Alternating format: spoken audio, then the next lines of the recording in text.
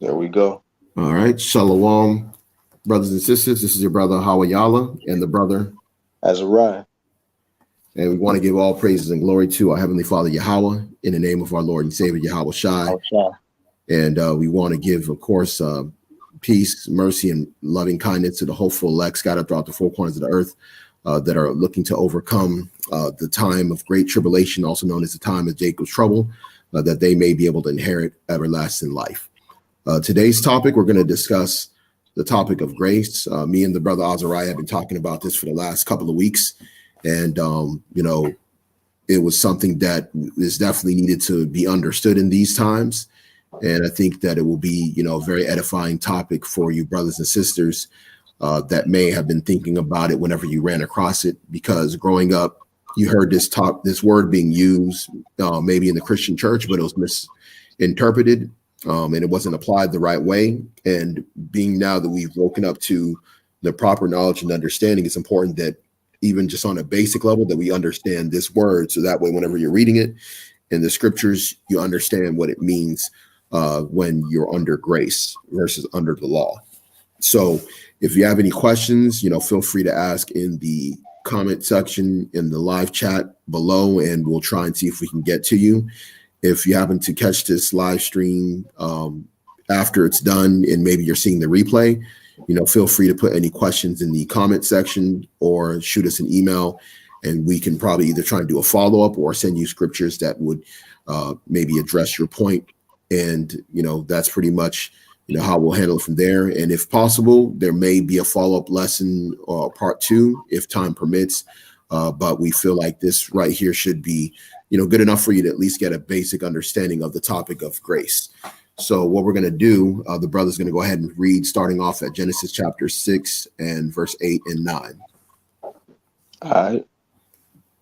But Noah found grace in the eyes of Yahweh. These are the generations of Noah. Noah was a just man and perfect in his generations, and Noah walked with Yahweh. Yeah, so basically, this is where you start hearing about grace, because the reason why grace was needed because of the time that they were in. And you're going to see what we're talking about as far as, the topic of grace. In fact, this is the first time in the Bible that the word grace is being used. And Noah, in his generation, with his wife and his kids and their, his sons and their wives, they were the first elect people. That was according to the election of grace, like you read about in the epistles. So the reason why it's important we go into this, because this is the first time you see grace being used. And why was grace needed? Because if you read up in chapter 6 of Genesis, that talks about how the world had fallen into violence and there was a lot of evil, and the intents of man's heart was evil continually. Okay, meaning that the Most High had looked upon, all the children of men on the earth, all the men on the earth, and deemed them basically unworthy or not justified according to the law, which even back then they kept, even though it wasn't chronicled as far as like particular laws being written. If you go back into the garden and you see like the law of sacrifice, the law of first fruits, and those type of things were already being done. But in Noah's generation, there was so much wickedness that the Most High had to, out of that generation, show grace to somebody. And he did that with Noah. And that's what we want to talk about. So being that this is the first time grace is used, let's go ahead and look into this definition of grace in the Hebrew. Now, this is the Strong H2580. The word there is khan, okay, which right there, that word, when you look at the usage in the King James, in the Hebrew, grace 38 times, favor 26 times, gracious 2 times, pleasant 1 time, precious 1 time, and then well-favored 1 time. So what does grace mean?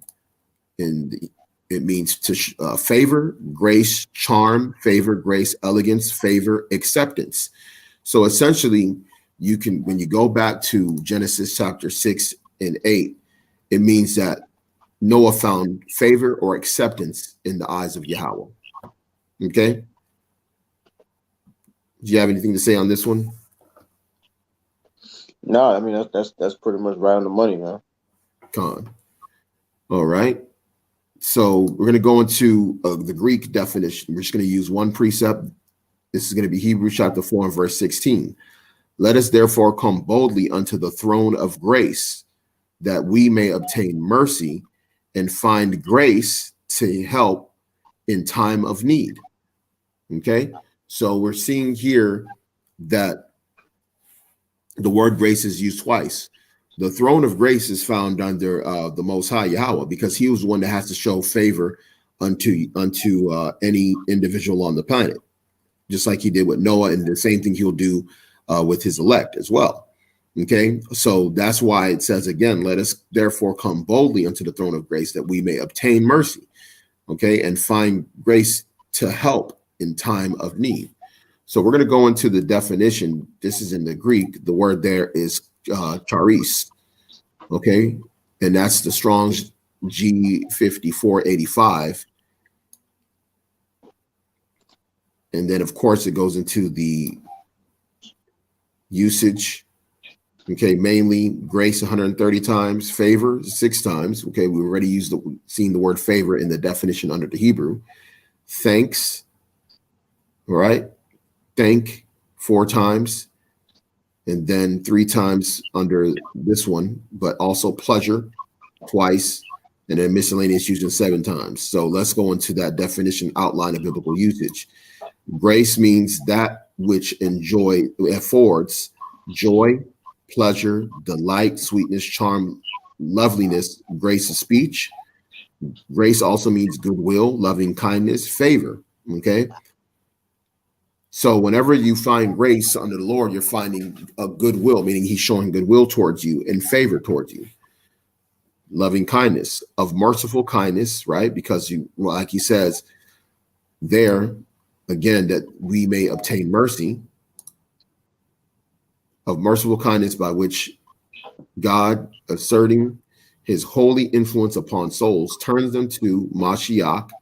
Okay, because that's how we got this. It wasn't because you did a particular work that you found grace in the Lord, because it's not of works.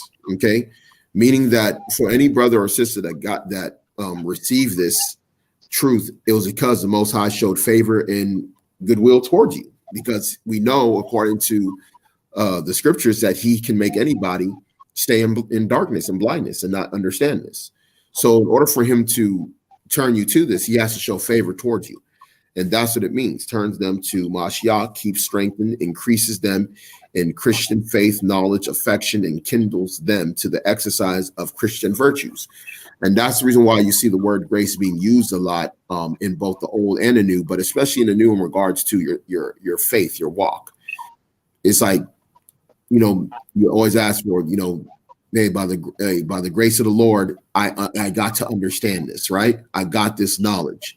I received this faith, I received this understanding, meaning you received it really because of the Lord's favor towards you.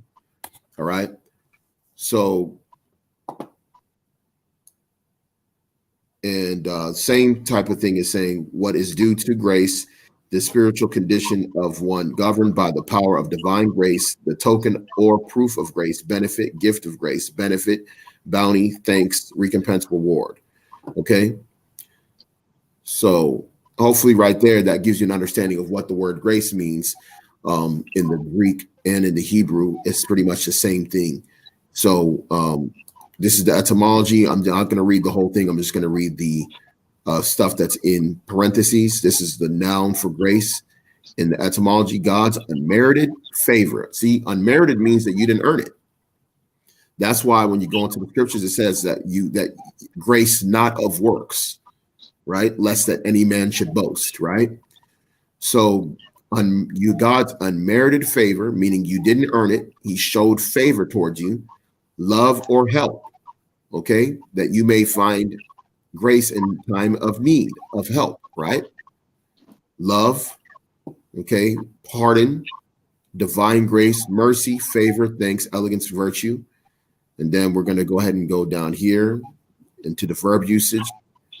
To thank, give thanks, praise, mercy. okay, to show favor. So that's what that means. Did you have anything to say, Art, before we go into Romans 3? Not much. That's keto, that word mercy.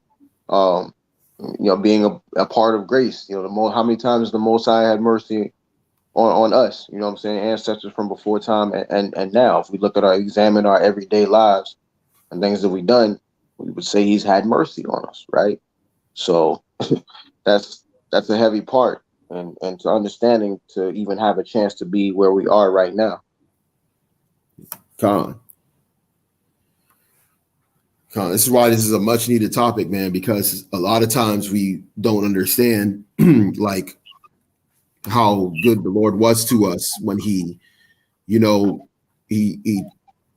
chose us to understand this. And it makes you more humble because of the fact that you realize that he was just showing favor. It was unmerited. God's unmerited favor, meaning you didn't do anything. So that's why a lot of times you got to show mercy to those that have not yet received this and show patience towards them. Now, and of course you always got to have a level of like balance and everything, but that's the reason why we still are seeking after those that still don't understand it yet. And we're hoping that the Most High shows them grace. Yeah, that's exactly what it is. You gotta show that same. And I'm gonna bring out. You didn't gotta go to this. I'm gonna just read this quick precept right that I thought about. Matthew 5:7. Blessed are the merciful, for they shall obtain mercy. Come on. So that's even more mercy you should obtain by showing, to piggyback off what you just said, by showing mercy to your comrades. You know what I'm saying? Walking in this faith under Yahweh Bashem Yahawashi. There you shall obtain mercy yourself, more from the Heavenly Father. We all, we need it, man. We need to add more into that bank, man, that grace bank, that mercy. Yeah, that's heavy. Because mercy, just like it says here in the noun, also means pardon. So that mercy, meaning you want to get that too. That's the reason why you have in there, forgive those that trespass against you, as we forgive those that trespass against us. The Lord's Prayer is even in there showing you that you need to show mercy and pardon other people so He can pardon you. Right? So that's why you got to forgive other people their trespasses as the Lord has forgiven your trespasses. So you also are in a position to show grace unto somebody else that may need it also. And the thing about it being that it says God's unmerited favor, this is where we have to be careful to not judge someone's condition that they're in according to what they are in the law, meaning depending on somebody's background or situation as far as maybe the sin that they're in when you meet them or where they're at in life. That doesn't justify whether or not that person shouldn't receive to hear the gospel, meaning someone that's in whatever condition, a witch, a sorcerer, an adulterer, a thief, I'm saying, a tax collector, a politician, when you go through the people in the different walks of life, we don't have the authority to decide whether or not someone should receive that. And I've heard people say, oh, you can't give that to that person. That person's in this condition. You know what I'm saying? I've heard people say that, oh, that person's done because they're doing X, Y, and Z at the time when you see them, meaning you can't preach to that person. That person's in this condition. That's not up to you because the Most High is doing this with unmerited favor. Meaning they didn't work. There's nothing that they did. So if you preach the gospel and He showed favor to them, you have no say. Because I heard people say, "Look, I can't get baptized until until I'm not doing this." You know what I'm saying? Yeah. It's like, no, the Most High showed favor. You believed in His gospel. Repent and be baptized. Just get in that. And let the Most High show His favor and grace towards you. All right. So we're gonna go into the actual meat of the lesson. We're gonna go into Romans chapter 3 and verse 10, and we'll go ahead and read. You can go ahead and read on down to in fact, let me read this because I think you can start from 19 and we'll break that down. So I'll go ahead and read this. So this is from 9 actually. So Romans chapter 3 and verse 9. What then? Are we better than they? No, in no wise, which is what we talked about. We're no better than those that have not yet received, right? For we have before proved, both Jews and Gentiles, that they are all under sin. As it is written, there is none righteous, no, not one. There is none that understandeth. There is none that seeketh after God. They are all gone out of the way. They are together become unprofitable. There is none that doeth good, no, not one. That's a lot, yeah. Huh? I just wanted to go into that, how it's stated twice. No, not one. No, not one. So that's telling you, no matter how, hey man, just anyone who thinks they're doing this and they're of righteous, we're striving towards perfection. Don't get it twisted. That's what we're all striving for. But you can't sit here and call yourself the righteous of the holiest of holies, man. You know what I'm saying? It said twice. There's no, not one righteous. Yeah, meaning that there was not one among the Jews or the Gentiles, meaning those that knew the customs, those that were, part of the Hasmonean dynasty or part of the Maccabean, the people that lived in land and those that were scattered abroad into the Greek customs or into the customs of the heathen. He says it don't matter whether you were in that condition or not. None of y'all was completely 100% righteous. Come on. That's what he's saying in this. None of y'all was really seeking after me because the only way you can seek after me is if I showed favor to you anyway, for you to seek after me. It's heavy, man.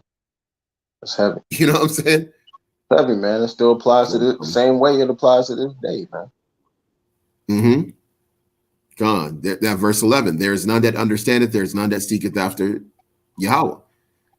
Okay, so now if we skip back down, we're going to read verse 12 again. They are all gone out of the way.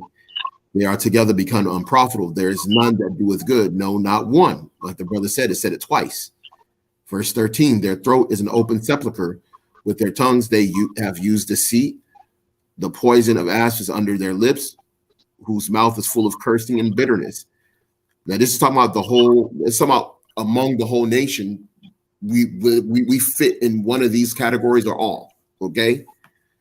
Whose mouth is full of cursing and bitterness. Their feet are swift to shed blood. Destruction and misery are in their ways, and the way of peace they have not known. Because you could think back, if you were a believer now, there was a time when you did not know the way of peace. And really, destruction and misery was in your past. You were causing it to yourself, and you were causing it to other people, even if you didn't really know you were doing it. But you were technically doing that. Before the Most High had showed His grace towards you. Then it says, verse 18, there is no fear of God before their eyes. Now we know that what things soever the law saith. In fact, you could probably read this. This is your part that we're going to go into for you as well. Yeah, so go ahead and read verse 19 and on down to where you want to read that and break it. Now we know that what things soever the law saith, it saith to them who are under the law, that every mouth may be stopped, and all the world may become guilty before Yahweh. Therefore, by the deeds of the law, there shall no flesh be justified in his sight. For by the law is the knowledge of sin. But now the righteousness of Yahweh without the law is manifested, being witnessed by the law and the prophets. Even the righteousness of Yahweh, which is by faith of Yahawashi Hamashiach, unto all and upon all them that believe. For there is no difference. For all have sinned and come short of the glory of Yahweh, being justified freely by his grace through the redemption that is in Hamashiach Yahawashi, whom Yahweh have set forth to be appropriation through faith in his blood, to declare his righteousness for the remission of sins that are past, through the forbearance of Yahweh, to declare, I say, at this time his righteousness, that he might be just, and the justifier of him which believeth in Yahawashi. Where is boasting then? It is excluded. By what law? Of works? Nay, but by the law of faith. Therefore, we conclude that a man is justified by faith without the deeds of the law. Hey, man, so that that we're going into that. That's heavy, man. It's talking about the whole time, and this is a big thing in Israel. I believe since I've come into this walk, I've realized, and it was on me, of course, too. A lot of what's pushed onto us is law. Like how well you keep the law. Like we know we keep the law by faith, but that's what we leave out. We leave out that faith is the most important part, and that faith is in who? Yahawashi Hamashiach, who the Heavenly Father Yahweh sent for us. That's who the faith is in. That's how we get the favor, and that's how we get the grace from Yahweh. So that is what we're justified by, is the faith. So what we do, our works are a reflection of our faith, not the other way around. Say that again. Our faith, or the works that we do, is a reflection of our faith, not the other way around. Come on. That's heavy, because I remember when I first started getting into this, and I remember there was this heavy focus on the law. In fact, to the point where certain groups threw away Yahawashi, threw away his name. You began to realize, when you start listening to some of these groups out here, that the law had superseded, meaning the acts, the being trying to be justified by the law, superseded being justified by faith. Now you still need, like the brother said, if your faith that you have in Yahawashi leads to you doing the works of the law, you establish it, like it says in verse 31 in this. Because we're not making void the law through faith. We're saying faith, like the brother said, is what is helping you really truly establish the law. And a lot of people I've seen literally people come up to brothers out there and say, all right, so what do I got to do? Like, okay, I found out that I'm keeping all these heathen customs. I didn't know I was keeping, my birthday, these Thanksgiving, New Year's, and Christmas. Okay, you show me that it's wrong. What else? What do I need to do? They say, well, look, brother, you just got to keep the law. They don't run you to, you got to have faith in Yahawashi, and you need to receive your forgiveness of your sins. And then you what? Establish the law through faith. That's the right order, not the other way around. And that's why you have a lot of people trying to justify themselves in the law, and they feel like as long as they're keeping the law, quote unquote, perfectly, they really don't need to believe in Yahawashi.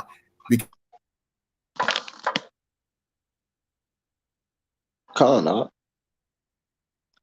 it's yeah, like you stated, people can go through. Look, anytime you can have a lesson, whether you're doing it you're doing it on whatever platform you're doing it. Because then at that, I was breaking up.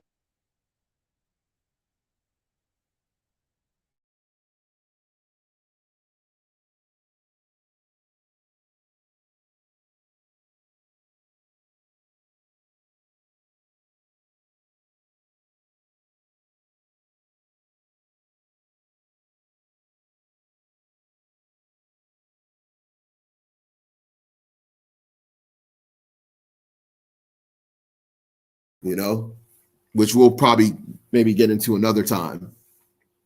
I might just do a separate lesson on that.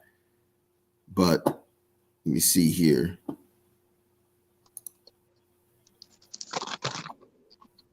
That joint, I don't know. Maybe it was on my end. The joint was kind of buffering. Did everything go smoothly when you was talking? Yeah, I'm hoping so, because I could tell that something was buffering a little bit. So, if there's an issue, then we'll address it another time. But it's no big deal. That kind of how much did you miss?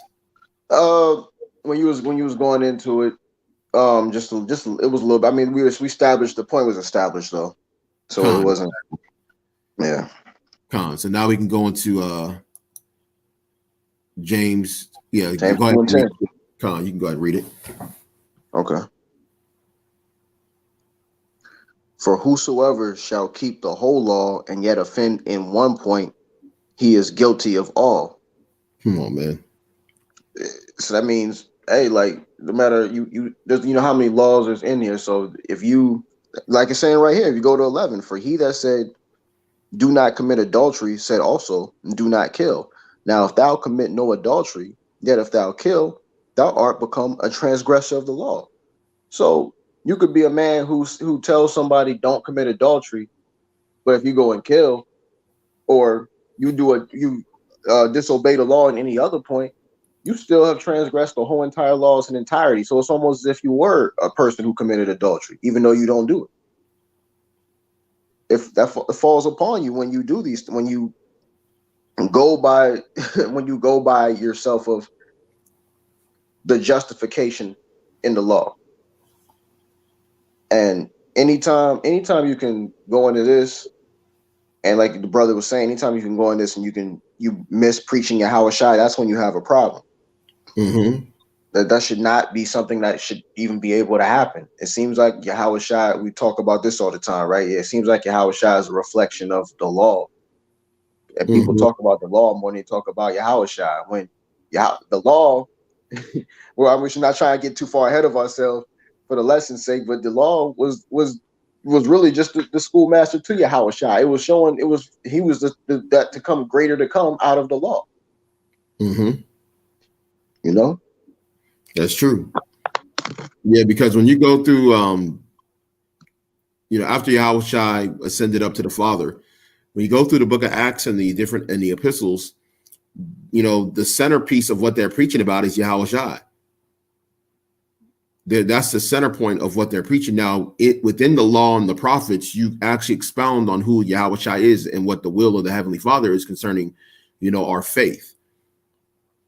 But if you remove Yahawashi out and you're trying to go back onto sticking with the law, you've really kind of like missed the boat at that point, because you didn't make Yahawashi the centerpiece of your faith. Now we still go into other things. Now we still go into other topics. Don't get it twisted. You still go into like interpersonal relationships, family life, how to deal with brothers and sisters in the faith, how to deal with those that are without, meaning those that don't believe, right? How to deal with your family that don't believe, how to deal with your coworkers that don't believe, prophecy, right? Those topics are still dealt with. If you go to certain chapters in the epistles, right? They're dealing with things concerning prophecy. But remember, also, the testimony of Yahawashi is the spirit of prophecy. So in addition to you dealing with the aspects of how to live righteously in this world and and going into the revelation of Yahawashi, you're still going to deal with these other topics. But like the brother said, is that the law and the prophets was our schoolmaster to bring us to him, meaning to reveal us to him. Because remember, the apostles, there was no such thing as a New Testament scripture roll, meaning like, the epistles. They didn't have that. They had the rolls, and they had the scriptures. They had the scriptures, and that's enough for you. If you in the scriptures, it's revealed Yahawashi, like the brother said. Yahawashi is a reflection of the book of the Bible, meaning like he comes in the volume of the book, right? Well, that's how you see his reflection, like the brother was talking about, in the volume of the book. It reveals him, but you have to first have faith and believe in him first in order to receive that revelation of him that's already written. Come. Hey, man. Beautiful, well put. That's what it is, man. So that's something we gotta this last hour that we're in, because we're that close, right? We just want to make sure, because it's still a thing. We come across that being brought up amongst our people, and trying to condemn someone by how well they keep the law. You know what I'm saying? Like that's the wrong qualifications.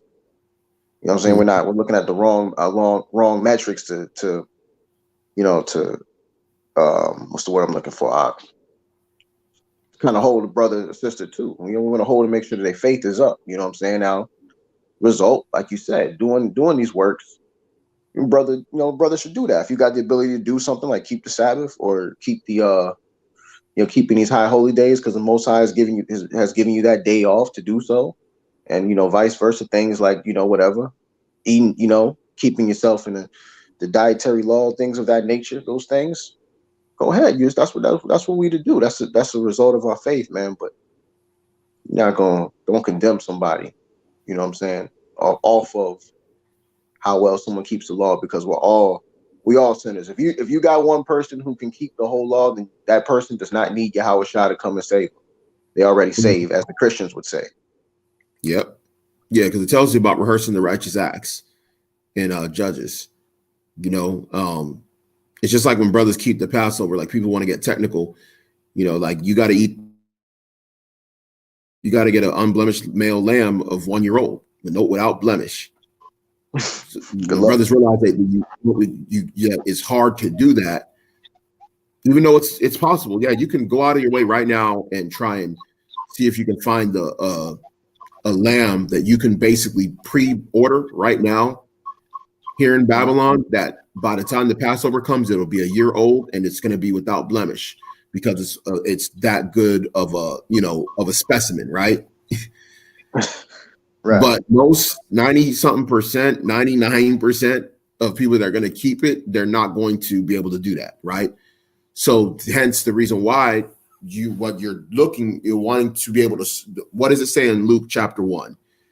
That the reason why Yahweh Shai has to come to deliver us, that we may serve Yahweh without fear.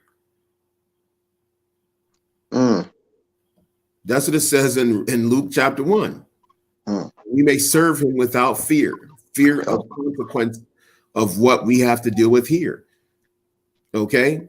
Because you're under persecution and your life is threatened because of this, of wanting to keep this. When the time comes and you're told you got to take the shot, or in order to keep your job, you're doing it because you're trying to be obedient to the Most High, but you're going to be doing it possibly at the threat of your life being, of potential starvation, or a fallout with your family because maybe your spouse don't believe, and they're going to be wondering why you didn't take the shot in order to continue paying the bills. And now you got a conflict at your home over something that you're trying to serve the Lord over, right? So we have to understand, like the brother's saying, is that faith is the biggest justifier of you over the works of the law. But you are, by faith, you establish the law. Like it says, that like it says in the book of Romans in the last verse, right? In that Romans 3, I believe it's in there. Yeah, let me read it real quick.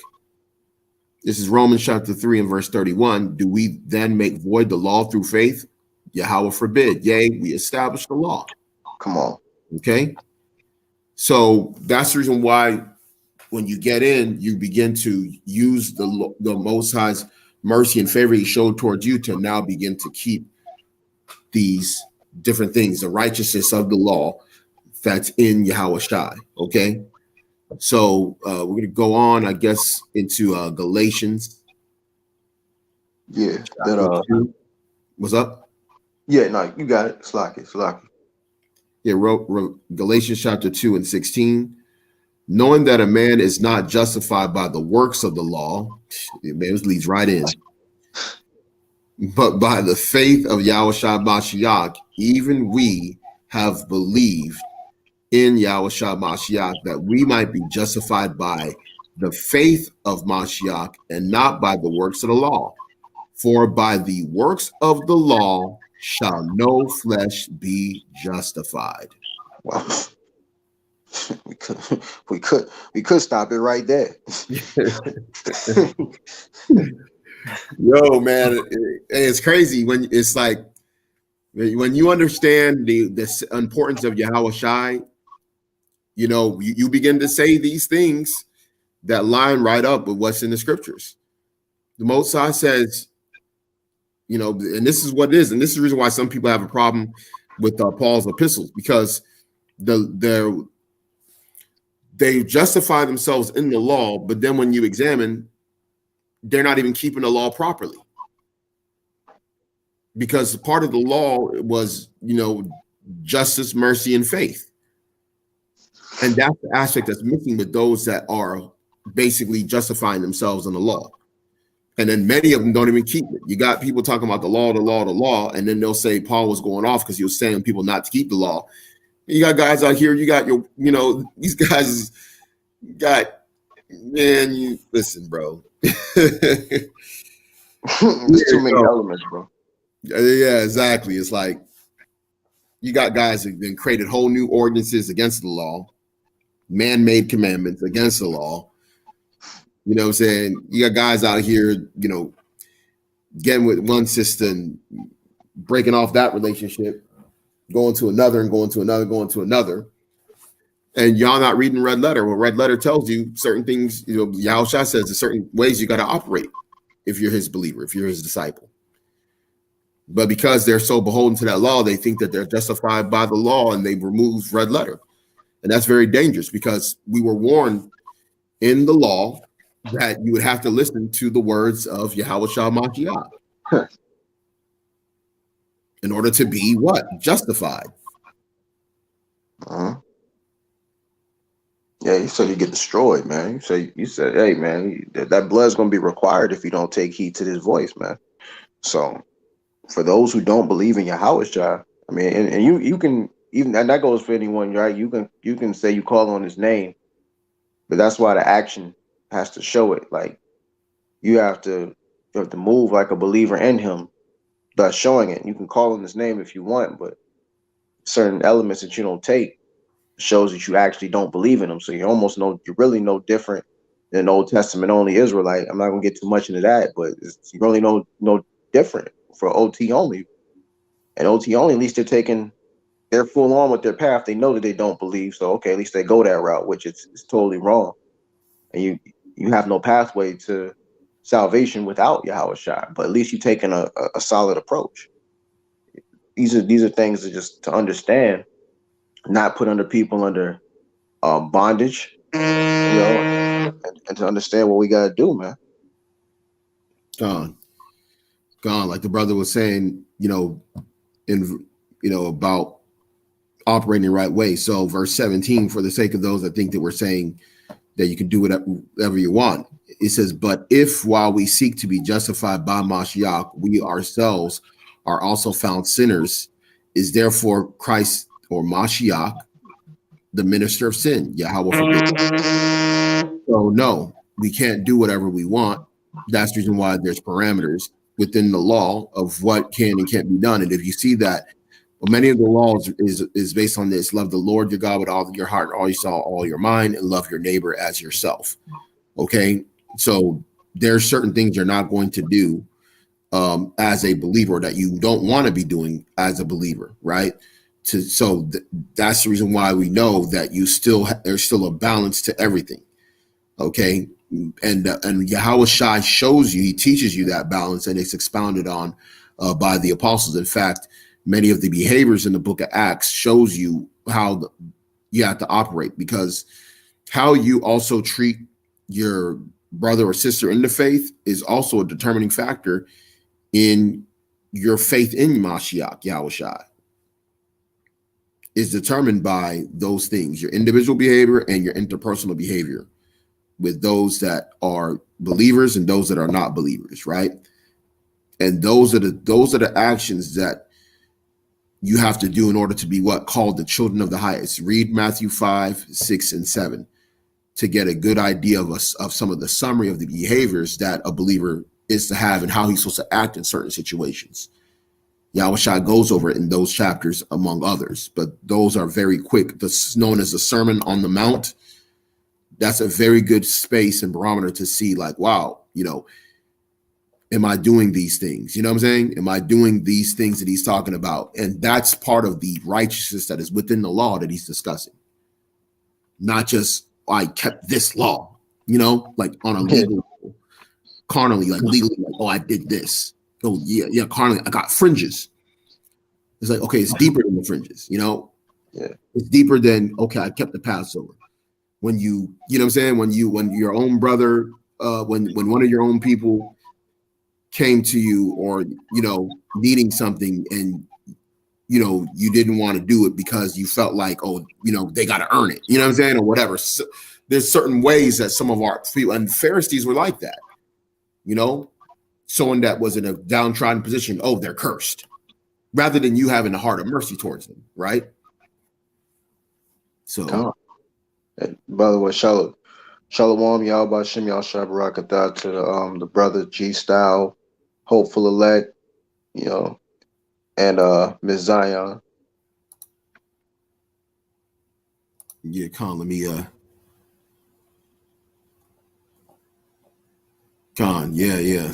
Shalom, Yahweh Shem Yahshua Barakatah.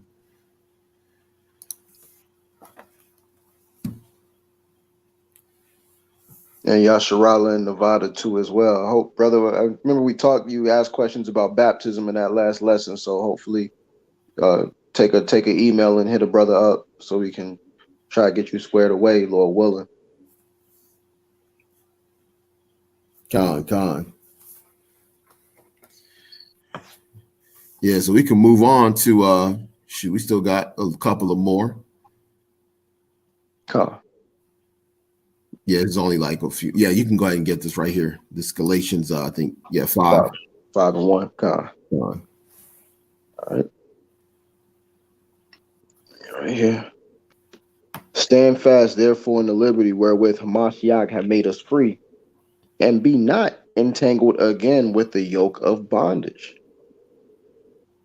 I'm gonna read that again. Stand fast, therefore, in the liberty wherewith Hamashiach hath made us free, and be not entangled again with the yoke of bondage. Don't get tired again with the same stuff that got us caught up before. When you get out of a hole, you know what I'm saying? You got Mashiach has pulled us out of that. He's pulling us out of that hole. Don't go back into that same hole. Behold, I, Paul, say unto you that if ye be circumcised, Hamashiach shall profit you nothing. So that's how you know it's not talking about an actual physical circumcision. It's about people putting on that carnal mentality. For I testify again to every man that is circumcised that he is a debtor to do the whole law. Hamashiach is become of no effect unto you. Whosoever of you are justified by the law, ye are fallen from grace. For we through the Spirit wait for the hope of righteousness by faith. After how you scroll up a little bit. Yeah, no doubt.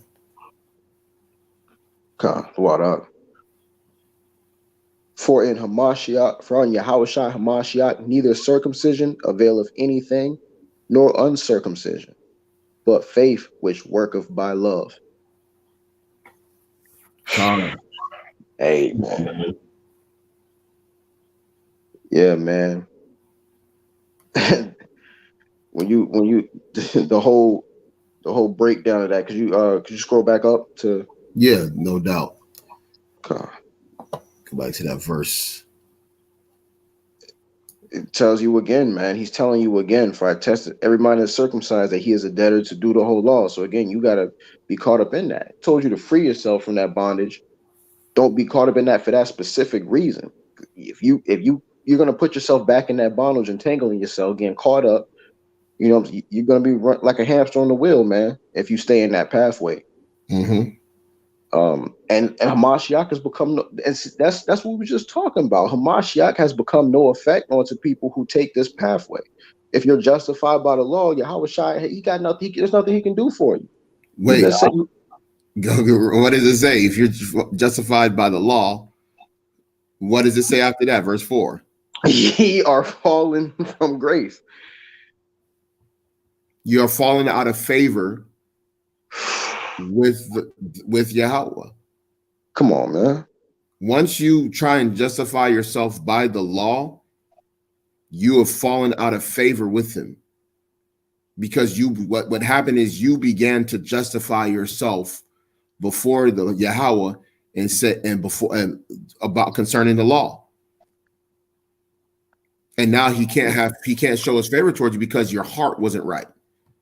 Because you began to seek after justification by the law. Now, for you brothers and sisters, if you remember, read the parable of the two men that went to the temple. One was a Pharisee and one was a publican. A publican is a tax collector, right? The Pharisee justified himself in the law before men, in the sight of men, and the other one, he didn't justify himself.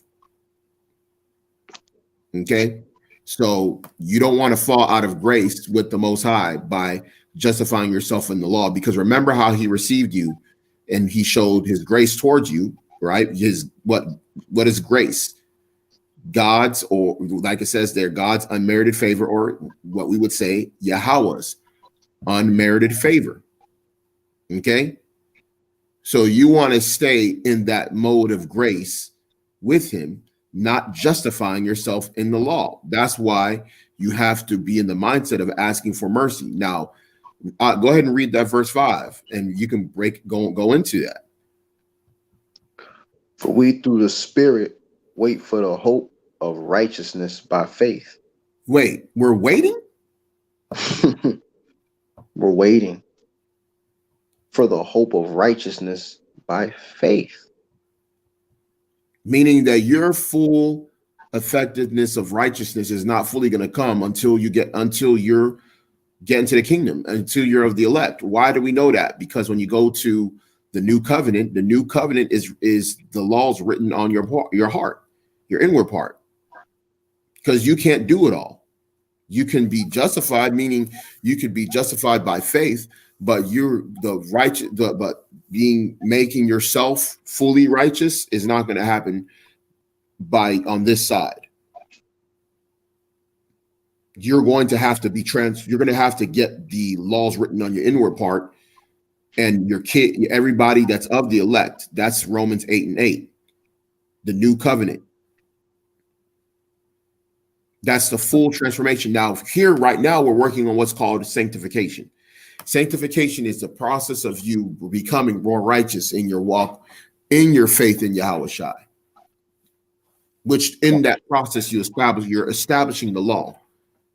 You're establishing the righteousness of the law, right? That is found in Yahawashi. But you're still in hope of the full righteousness that is by faith. Through the Spirit, you wait for the hope of righteousness by faith. Because what? Who was the law made for, right? The law was made for who? The lawlessness. It was made for the people that were lawless. Gone. You know what I'm saying? So that's what it's to keep, to keep those, because in mentality, just no different than in this world, man. Like a law is, obviously the wicked oppressor, but there's laws in place, and people that normally wouldn't do something now think about consequences when laws are in place, when there's a punishment for a particular thing that they would do. They keep them from doing it. It's the same concept the Most High, who thought of that first. The Most High did, of course. So that's why this law was set in place, man. Mm-hmm. So we follow that faith in Hamashiach Yahawashi. And like you said, that law is established as a result of the faith. Exactly. That's heavy. So we're going to go on to Romans chapter 6, and I guess we could just read on down, because it's pretty much going to break down this whole aspect of grace and what we're dealing with. This is Romans chapter 6 and verse 1. What shall we say then? Shall we continue in sin that grace may abound? Yahweh forbid. How shall we that are dead to sin live any longer therein? Know ye not that so many of us as were baptized into Yahushua Mashiach were baptized into his death?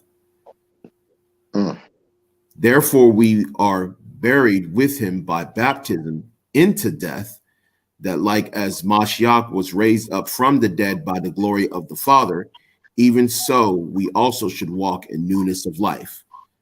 Okay, so that's what it means when that's the reason why the disciples were still baptizing in the book of Acts all the way through, to basically, that was an act of faith that the disciples were showing in Yahawashi, being that they understood that was an act of being buried with him and being risen with him. Okay, and then after that to walk into the newness of life, meaning, like it says in Colossians Chapter 2, the handwritten of the ordinances that was against you were blotted away, meaning they no longer counted against you. These deeds, these transgressions that you once had were wiped away, and now you're walking in a newness of life. Okay, meaning now through the grace that the Most High has shown you, you're now being justified by faith in Yahawashi Mashiach, that you may live in this new path, go towards this path of sanctification, going towards this path of righteousness, which is based on that, which is found in Yahawashi Mashiach, like it says in the other epistles as well. Now, verse 5, for if we have been planted together in the likeness of his death, we shall be also in the likeness of his resurrection, knowing this, that our old man is crucified with him, that the body of sin might be destroyed, that henceforth we should not serve sin. For he that is dead is freed from sin. Now, if we be dead with Mashiach, we believe that we shall also live with him, knowing that Mashiach, being raised from the dead, dieth no more. Death hath no more dominion over him. Okay? Yeah. It's cold, man. Come on. That's once Yahawashi conquered death, once he was risen from the dead and he had conquered death, death had no reign over him at all. He was eternal. Because the reason why man is not eternal, because you have yet not been in that stage of conquering death. He had to do it first. He had to be the first of many brethren. He had to conquer death first in order for others to conquer death and be made eternal with him. Verse 10, for in that he died unto sin once, but in that he liveth unto Yahweh. Likewise reckon ye also yourselves to be dead indeed unto sin, but alive unto Yahweh through Mashiach Yahawashi our Lord. Okay, so that's how you want to look at it. You look at it that you become dead to sin, meaning you've been dead to the sin nature. You're now alive through this grace that Yahweh has given unto you through Yahawashi Mashiach. It's a different level it's a different energy that you're in. What do you call it? It's like a propellant energy. You know what I'm saying? Like an inertia, or kinetic energy or whatever, you're basically running on a different energy source that is geared pushing you towards righteousness versus the acts of sin. Verse 12, let not sin therefore reign in your mortal bodies, that ye should obey it in the lust thereof. Neither yield ye your members as instruments of unrighteousness unto sin, but yield yourselves unto Yahweh as those that are alive from the dead, and your members as instruments of righteousness unto Yahweh. For sin shall not have dominion over you, for ye are not under the law, but under grace. So here it is. All this talk is about sin and righteousness, right? Going towards a pathway of sin or going towards a pathway of righteousness. But then it says, for ye are not under the law, but you're under grace. So you have to understand why it's saying that. It doesn't mean that the law was abolished. It means that because you're under righteousness, what does it say in the scriptures? For these things, if you do these things as such, there is no law, right? Because you're in the energy of righteousness. You're following after righteousness. There is no law. How are you gonna steal if you're righteous? If you're under the energy of righteousness, you're not gonna go steal. You're not gonna steal from your brother. You're not gonna go and kill someone, right? You're not gonna commit adultery. You're not gonna go and do those things that was under sin, because you're a righteous creature. See, a lot of times we overthink like what righteousness is. Righteousness is doing what's right according to the Lord. And most of that stuff you're already doing if you're righteous. You don't have to go and be like, oh, I can't, thou shalt not thou shalt not worship idols, right? Thou shalt not be a necromancer, right? Thou shalt not do witchcraft. If you're righteous, you're not even wanting to do that. You're not even thinking about that. So you're already in a righteous energy once you've believed in Yahawashi. You don't got to go to the law and read that again. Nope.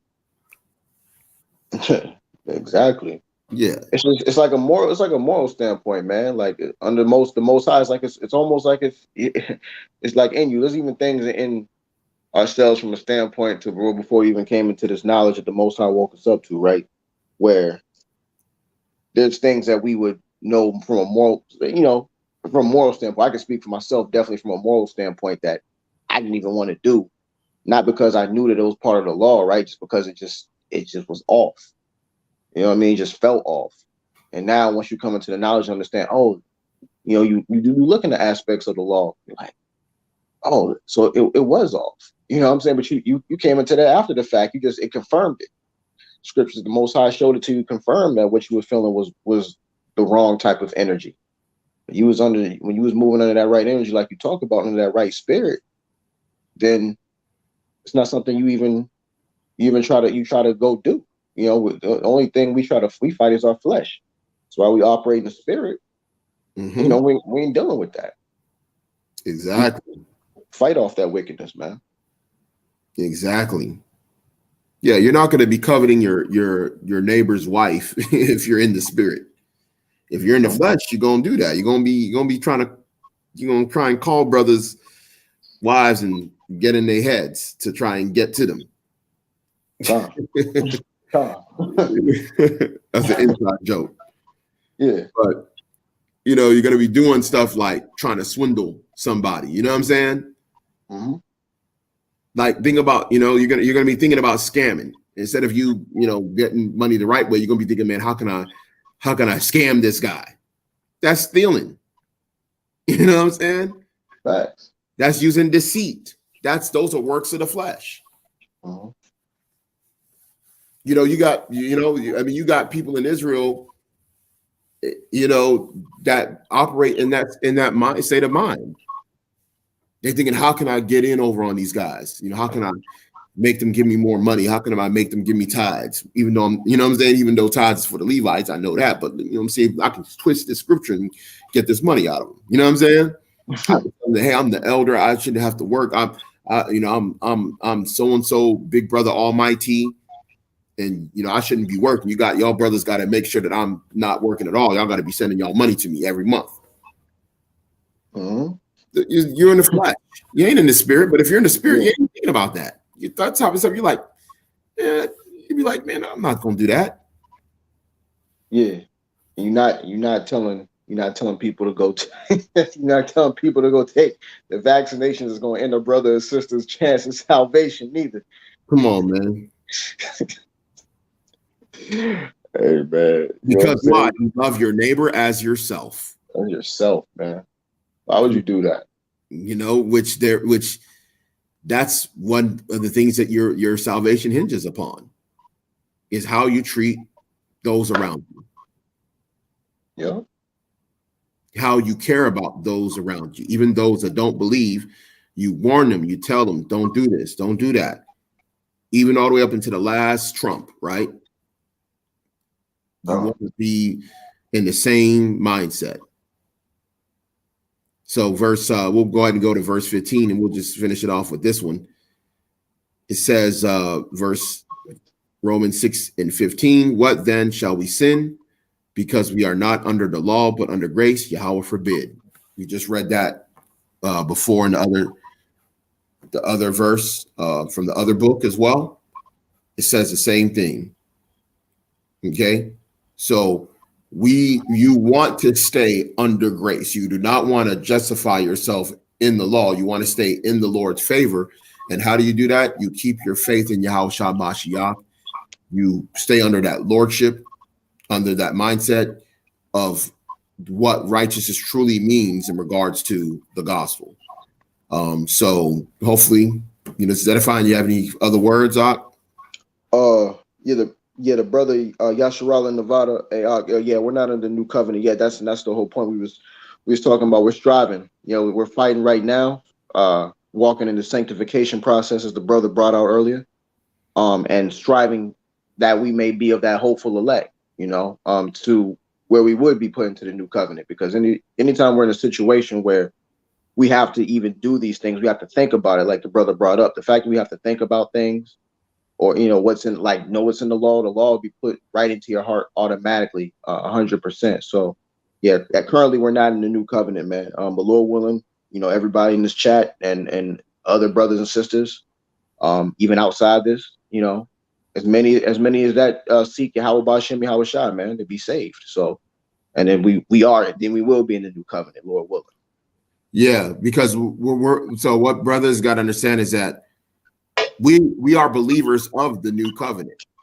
The Yahweh Shai is the mediator of a better covenant. So that particular covenant, you'd have to be fully delivered, because the thing about it is, if you don't make it to the end, how are you in the new covenant when the new covenant has promises of salvation? Mm-hmm. So if you're saying that you're in it, and what we'll do, we could briefly go into it, because it's no big deal. We can go into it briefly. Let's go there real quick. Hebrews 8:8. Yeah, 8:8. Okay.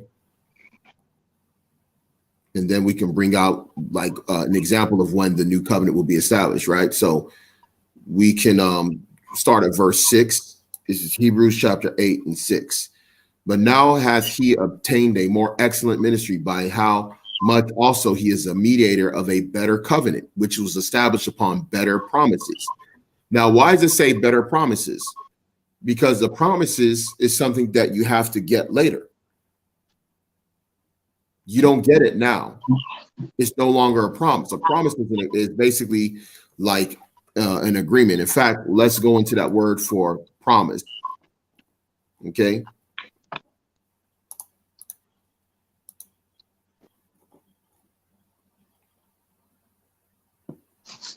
Okay, announcement, promise. Okay, act of promising, a promise given or to be given. Okay, a promise, good or blessing. Now it says an announcement, an assent, or pledge. A pledge is something that if I pledge to do something, it doesn't have to happen right now. I'm just saying I'm going to do it, right? Especially a divine assurance of good. Now we're going to go further on into, as we read on down, you're going to see what the new covenant means. So verse 7, it says, for if that first covenant had been faultless, then should no place have been sought for another. For finding fault with them, he saith, behold, the days come, saith the Lord, when I will make a new covenant with the house of Israel and with the house of Judah, not according to the covenant that I made with their fathers in the day when I took them by the hand out of the land, to lead them out of the land of Egypt, because they continued not in my covenant, and I regarded them not, saith the Lord. Now remember, the first covenant that was given, we were given that covenant after we were delivered. We didn't receive that covenant until after we were delivered. Likewise with the new, until we're delivered, that's when you'll be getting into the bond of that particular covenant. Okay. Is after, huh? No, I was just saying, that was a dope point. That was a dope point you brought up. That happened after deliverance. So exactly, yeah, it wasn't Moses. Moses was when you look at what Moses did, Moses is a similitude to Yahawashi. The Most High sent, just like Most High is going to send Yahawashi to deliver the children of Israel, the elect, and then establish a covenant with them. That's what he did with Moses. Moses was sent to deliver the children of Israel by the Most High, right? And to what? Bring them into a covenant, which was happened after deliverance. Now, when you go into verse 10, for this is the covenant that I will make with the house of Israel after those days, saith the Lord. I will put my laws into their mind and will write them in their hearts. Has that happened to y'all yet? If it hasn't happened to you yet, you're not in the new covenant, because the laws would have to be in your mind and in your heart completely. And we're going to prove it to you. And I will be to them a God, and they shall be to me a people. And they shall not teach every man his neighbor and every man his brother, saying, know the Lord, for all shall know me, from the least to the greatest. Well, guess what? We're still teaching. In fact, when you go through the epistles, the apostles were still teaching. That's why they were writing letters. In fact, the word teach comes up in the letters, in the book of Acts, and in the letters, in the epistles, the word teach comes up. Young, older woman, teach the younger how to love their husband, how to love their children. These do and teach, right? Mm-hmm. Those type of phrases are in those. If that's in there, that proves that they were not under this particular covenant at the time. Okay. Verse 12. Let me see here. Yeah, for I will be merciful to their unrighteousness, and their sins and their iniquities will I remember no more. And that he saith a new covenant. Now he's breaking it down. He's showing, Paul saying, in that he says a new covenant, he hath made the first old. Now that which decayeth and waxeth old is ready, meaning future tense, to vanish away. The reason why we know we're not under this new covenant is because the curse of the law still came upon us after this point. Why did our forefathers get taken down 500 years ago? Why did our people go into captivity? Why did our people fall down to being at the bottom of society all over the world? Because the old covenant was still around, and the old covenant, in that covenant, contained what? Curses of the law that would happen to the seed that would, if they transgress, they would fall under these particular curses. And what you still see, these curses still upon us to this very day. Exactly. That's why we need to be saved out of it. Exactly. We got to be saved out of it. So, that's one of the easier ways to kind of break that down. And, that's one of the things that we have to understand, is that this doesn't mean we don't believe in it. In fact, that's what we are believing in. We're hoping in this particular new covenant, meaning to be a part of it. That's what you're striving for right now. You're the mediator is Yahawashi. Once you're delivered by Yahawashi and he brings you into that new covenant, you officially have been transformed into that new likeness like he was. Okay, that's what you're striving for, is to obtain that mercy, that deliverance, and to receive that everlasting salvation. It's so because that's why the Christian church has messed up a lot of people, because they told them, because they believe in Jesus Christ, that they're in this new covenant, therefore they're saved. They're jumping the gun in their understanding of doctrine. We are basically saying where we're at. We're in limbo in hoping for this to be part of this new covenant, this new agreement that will be given to those that are shown mercy. Okay. So we'll probably, it's possible we might even do a live stream on this too. Being that the brother asked that, maybe I guess we'll probably think about doing a live stream on this topic as well. probably won't be long because we've actually had this discussion before. So, but we'll probably bring it out for brothers that maybe want to have understanding of this new covenant thing. There's actually lessons that we've done as well on this topic, but we'll probably try and go into this as well, another time. Yeah, I would permit it. Yeah, don't sound like a good idea, just in case the brothers know, because this is what we're getting ready to go through right now. The stuff that we're getting ready to encounter, that we have encountered, are encountering, and are getting ready to encounter, that's not going to be in the new covenant. So, just so brothers and sisters are edified on that. So, because that is a question that does pop up from time to time. Con.